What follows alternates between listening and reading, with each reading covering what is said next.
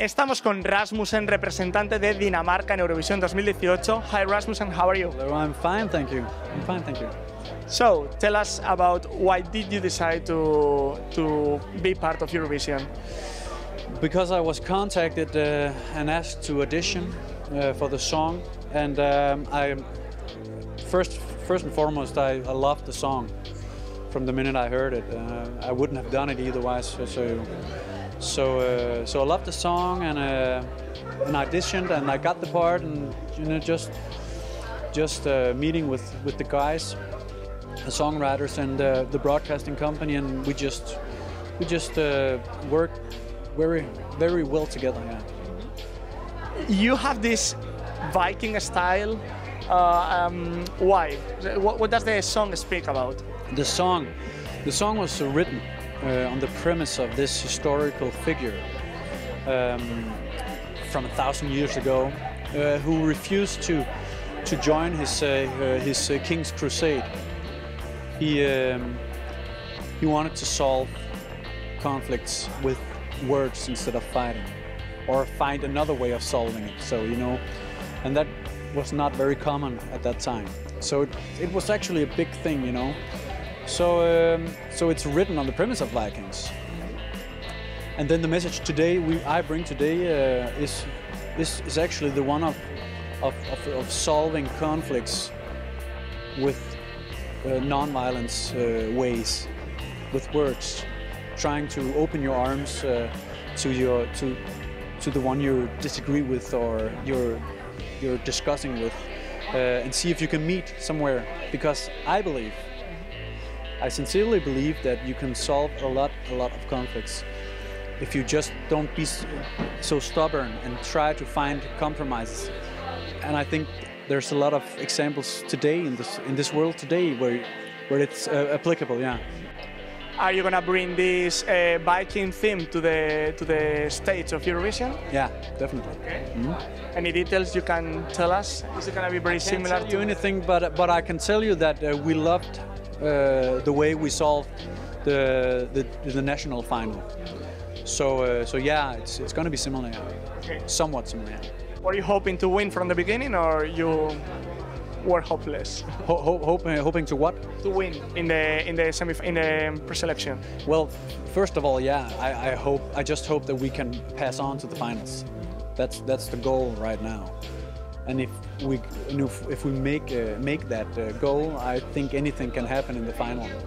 Because I firmly believe that the winner will be someone who just hit the right note at the night, with the mood and with the performance, just going up in a higher ground. And you have lots of experience with that because you've been an actor in musicals, yeah. So you know what it is like to have a good voice in front of the people. I know how it is to perform, at least, yeah. The thing I've done most in the last 5-6 years is tribute concerts, where you make tribute to some different artists like ABBA, Billy Joel, Elton John, McCartney, and of course, even though you're yourself at these concerts, you're also a performer persona. You have to be aware that you're doing something for the audience, and that's what I also want to do with this song. It was said that the song was originally planned for Melodifestivalen in Sweden. Is it true? Yeah. Mm-hmm. What happened then? It was rejected by the Melfest, yeah. And then they sent it to the Danish Melodi Grand Prix. And they needed a Danish artist for it then. So that's why they did it on, took it backwards and searched for a new Danish artist. Yeah. I think actually that happens a lot. That songs where we also had a song in 2000 in the 2000s where that also got rejected by the Melfest, but actually did better at the Eurovision Song Contest than the Swedish entry. Okay. So it has happened before. So you're hoping that it happens again? Actually, I just hope that we made it, that the Nordic countries actually are going to make it to the finals together. You are in the second semi-final. How do you see it in order to classify to the final? There's just so many great songs in both of the semifinals, so it's very hard to predict because we're also so different. My song is absolutely the most musically of the songs, you know, musical-like. So I just hope that, you know, that people in the homes find it entertaining.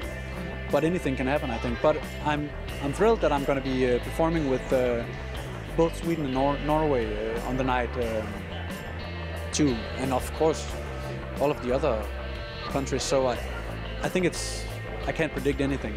You know, some people are demanding some Game of Thrones theme in the performance. You know, have you heard it? Yeah. But I actually already think there's a Game of Thrones vibe in it.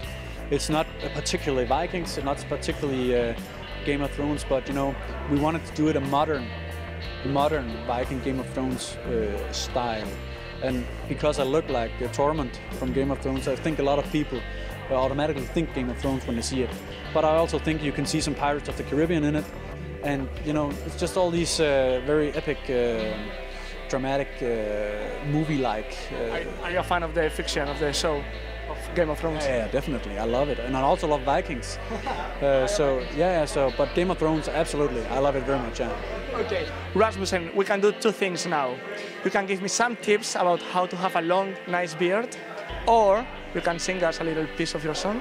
But you're the first one asking about tips about beard, okay, so of course I'm going to do that. but I can't give you any tips because it looks like you can grow one hell of a beard, man.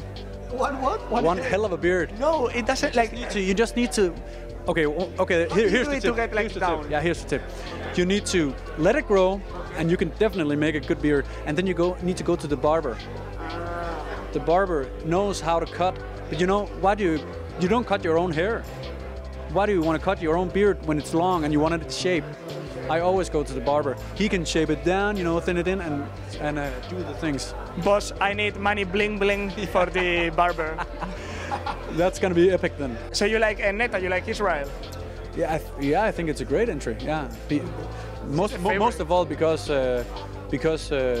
she's very good. She's very talented at what she does, and again, the songs are just so different. So there's not a song like hers. There's not a song like Hungary. There's not a song like mine. So they all have some great qualities, and Israel definitely too.